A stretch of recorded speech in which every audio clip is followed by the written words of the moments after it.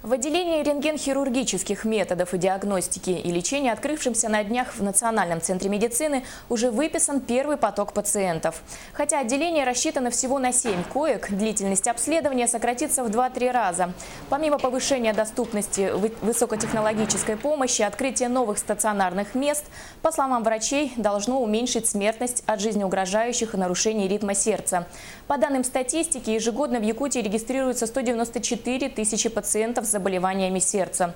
Из них предположительно 15 тысяч с различными формами аритмии.